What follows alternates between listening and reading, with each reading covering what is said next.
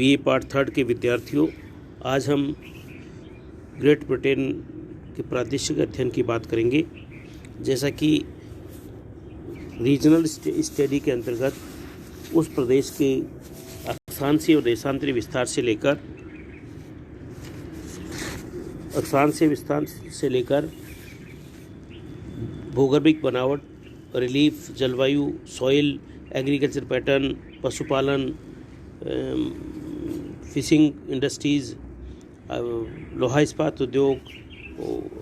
Industries का मतलब लोहा इस्पात यहाँ का मेजर है, इसलिए लोहा इस्पात उद्योग है, और इंजीनियरिंग उद्योग है। ये इन सब चीज़ों का अध्ययन करेंगे। एग्रीकल्चर में कौन कौन से एग्रीकल्चर प्रोडक्ट्स तैयार होते हैं, उनका अध्ययन करेंगे। तो सबसे पहले हम ग्रेट ब्रिटेन का यदि लोकेशन की बात करें और इसका एक्सटेंशन की बात करें, तो ग्रेट ब्रिटेन जो है, जो प्रदेश की प्रादेशिक स्थिति देखें तो यहाँ का जो भौगोलिक स्थिति है उसमें अक्षांश से विस्तार में ये 50 डिग्री उत्तरी अक्षांश से 60 डिग्री उत्तरी अक्षांश के बीच में है। कहने का मतलब है कि केवल इसका उत्तर से दक्षिण का जो अक्षांशीय विस्तार है वो 10 डिग्री का है, तथा देशांतरी विस्तार इसका 8 डिग्री पश्चिम देशांतर से 2 डिग्री पूर्वी देशांतर के बीच है। 8 डिग्री से 2 डिग्री पूर्वी देशांतर की, इसका मतलब देशांतरी विस्तार और अक्षांशीय विस्तार लगभग बराबर में है, क्योंकि वहाँ 50 से 60 10 डिग्री का हो गया, और इधर 8 डिग्री है और 2 डिग्री है, और बीच में 0 डिग्री जो है देशांतर है। तो लगभग बराबर इसकी स्थिति में इसका अक्षांशीय और देशांतरीय विस्तारों में ये स्थित है। इसका उत्तर से दक्षिण का जो विस्तार है वो 1000 किलोमीटर तथा पूर्व से पश्चिम 520 किलोमीटर क्षेत्र में स्थित है। इसका टोटल क्षेत्रफल है वो 2,30,600 वर्ग किलोमीटर में ये फैला हुआ है, और जो ग्रीनविच रेखा है वो 0 डिग्री भी इसके ब्रिटेन से गुजरती है। ये चीज़ इसका बेसिक चीज़ है। यदि इसकी भूगर्भिक बनावट की बात करें तो इसमें ये जो प्रदेश की जो भूगर्भिक बनावट का ये माना जाता है कि ये प्री कैम्ब्रियन युग में इसकी अलग ज्वालामुखी और के विस्फोट के कारण चट्टानें मिली। उसके बाद प्राइमरी युग में, प्राइमरी जो फेज था उसमें चट्टानों का और ज्वालामुखी और लेक्स तथा स्कॉटलैंड क्षेत्र अलग अलग देखे गए हैं।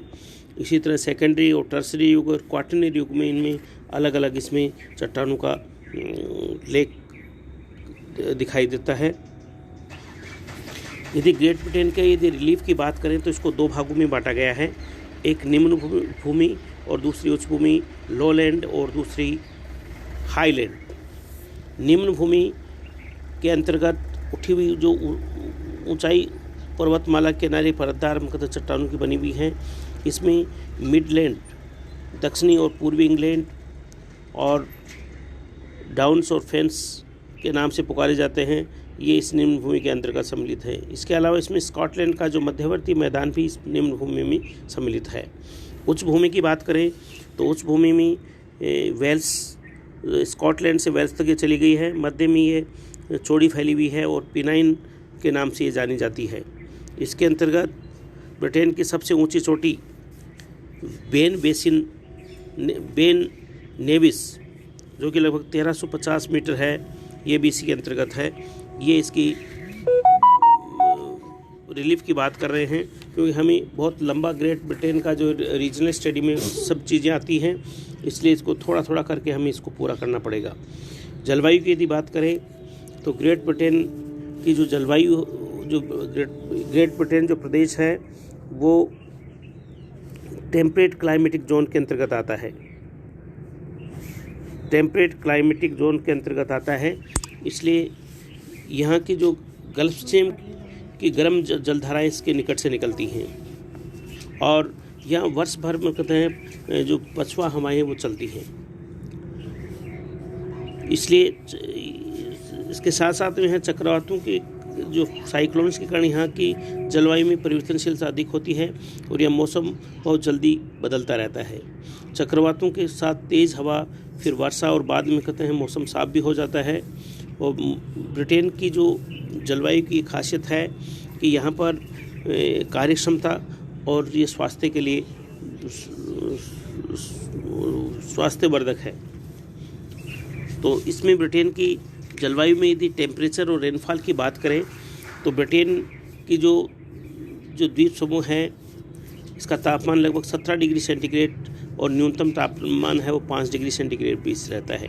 वर्षा की बात करें तो यहाँ ग्रेट ब्रिटेन की औसत वर्षा 80 सेंटीमीटर के लगभग है, लेकिन अलग अलग क्षेत्रों में वर्षा का जो पैमाना है वो 100 सेंटीमीटर तक भी है और 152 सेंटीमीटर के करीब पश्चिमी इलाकों में भी है, इसलिए ज़्यादा इसमें डिटेल में नहीं जाएंगे। इसी प्रकार से प्राकृतिक वनस्पति की बात करें तो हम ये देखते हैं कि ब्रिटेन जो है वो 50 से 60 डिग्री के अक्षांशों के बीच में स्थित है, इसलिए यहाँ की जो जलवायु में चौड़ी पत्ती वाले तथा पतझड़ वाले वन मिलते हैं और इन पर्तों में जो पहाड़ी ढालों पर कहते हैं घास उग जाती है। इसका मतलब ज़्यादा वनों का वो नहीं है। वनों में मुख्यतः जो ओक, बीच, बर्च, वालनट, चेस्टनट और मैपल जैसे वृक्षों की मुलायम वृक्षों की अधिकता पाई जाती है और देश में केवल 5% भाग पर ही वन पाए जाते हैं क्योंकि वनों का जो विस्तार यहाँ पर कम है। इसी प्रकार सॉइल की बात करें तो सॉइल में मतलब हर टॉपिक में हमें थोड़ा थोड़ा टाइम देना है और पूरा डिटेल में इसको एक रीजनल स्टडी तैयार करनी है। सॉइल के अंदर भी यहाँ पर देखा गया है कि यहाँ पर रेतीली मिट्टी है, दोमट मिट्टी है, चीका मिट्टी है और चूनेदार मिट्टी है, वो अलग अलग क्षेत्रों की पाई जाती है। कुछ क्षेत्रों में काली मिट्टी भी और दलदली मिट्टी और जो पोरजोन सॉइल भी मिलती है। इस प्रकार पर्वतीय जो हिमोड वाले क्षेत्रों में है वह कंकरीली मिट्टी भी मिलती है। यदि एग्रीकल्चर पैटर्न की बात करें तो एग्रीकल्चर पैटर्न में का मतलब है कि यहाँ पर किस प्रकार का कौन से एग्रीकल्चर के प्रोडक्ट्स तैयार किए जाते हैं। उसमें सबसे पहले यहाँ गेहूँ का उत्पादन होता है, जौ होता है, ओट होता है, राई होती है, चुकंदर होता है, आलू होता है और ये मुख्य इस प्रदेश के हैं। और इसमें जो सबसे ज़्यादा ब्रिटेन की जो लगभग 11 लाख हेक्टेयर भूमि में गेहूँ की फसल की जाती है और वार्षिक औसत इसका उत्पादन जो है वो 50 लाख टन है, मतलब जौ का उत्पादन सबसे ज़्यादा है। इसी तरह ओट का उत्पादन 30% ओट की खेती की जाती है और जौ की खेती में ये प्रतिवर्ष 85 लाख मीट्रिक टन जौ का उत्पादन होता है। और राई का उपजाऊपन कम होता है और ये आलू है, पोटैटो है, वो 24% भाग में खेती की जाती है, इसलिए थोड़ा थोड़ा प्रतिशत है। पशुपालन और व्यवसाय की यदि हम बात करें तो ब्रिटेन में क्या पशुपालन व डेयरी उद्योग के विकास के लिए अनुकूल जलवायु है। मतलब अनुकूल जलवायु होने के कारण पशुपालन भी काफ़ी डिटेल में किया जाता है, ये हमने देख लिया है। और इसमें यदि पशुओं की संख्या के आधार पर देखें तो ब्रिटेन के अंदर गाय भैंस वो लगभग 145 लाख मतलब 1 करोड़ 45 लाख हो गया। भेड़ें हैं वो 2 करोड़ 79 लाख और सुअर है वो 89 लाख के करीब यहाँ पर पाले जाते हैं।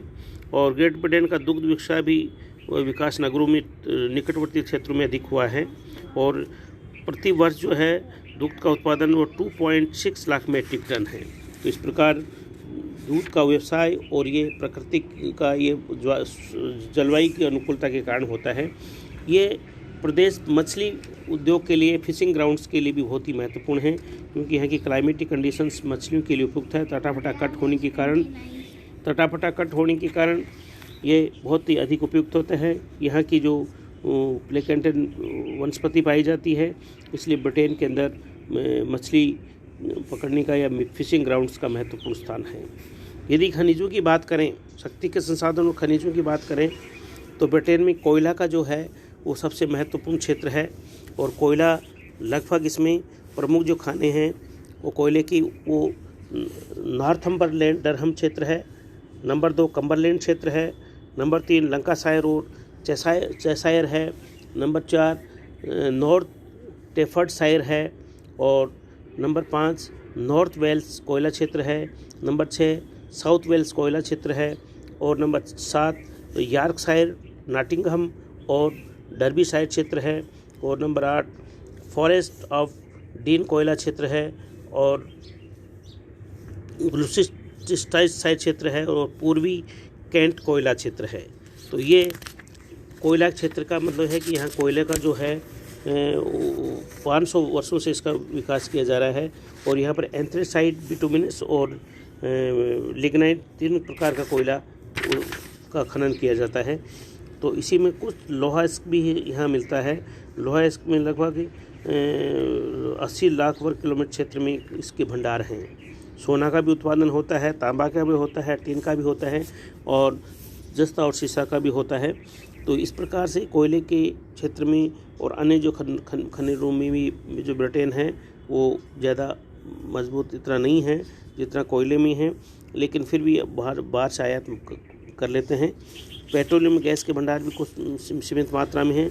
जल और तापीय विद्युत क्षेत्र में भी इसका लगभग उत्तरी स्कॉटलैंड में 85% जो है वो विद्युत शक्ति वो जल विद्युत भी प्राप्त होती है। यदि उद्योगों की बात करें तो ब्रिटेन में लोहा इस्पात उद्योग सबसे महत्वपूर्ण है। यहाँ लगभग 1619 से प्रारंभ हो गया था लोहा इस्पात उद्योग।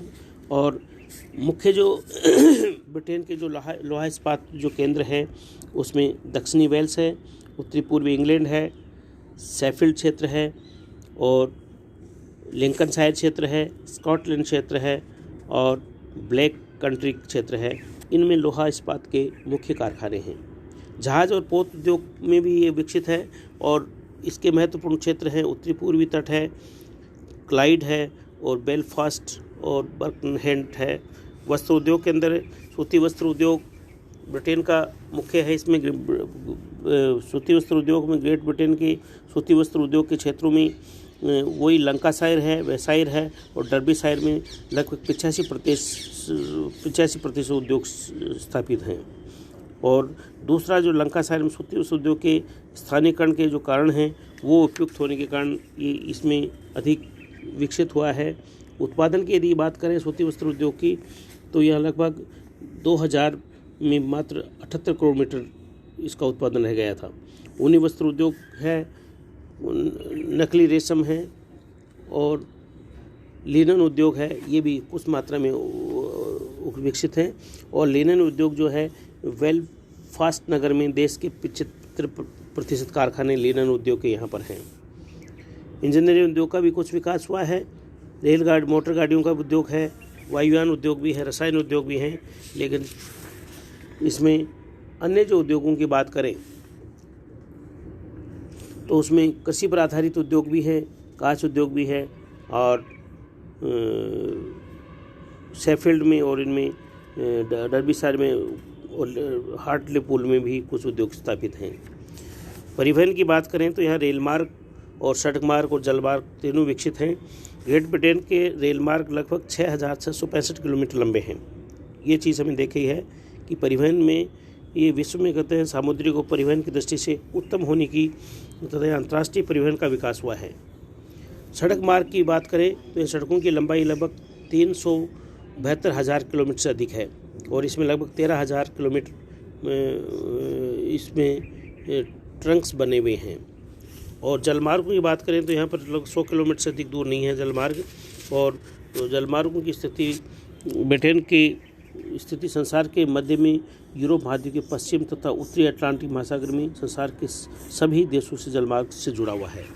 और इस प्रकार से वायु परिवहन से भी जुड़े हुए हैं। जनसंख्या की बात करें तो ग्रेट ब्रिटेन की वर्तमान जो जनसंख्या है वो 58.9 मिलियन अर्थात 5 करोड़ 89 लाख की मानी गई है और इसी के आधार पर इसका विकास हो रहा है।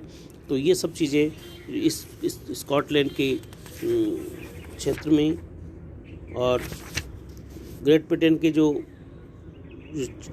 रीजनल स्टडी में ये जनसंख्या तक हम सारा अध्ययन कर पाएंगे। इसको शॉर्ट में लेके ये कार्य पूर्ण करें। Thank you.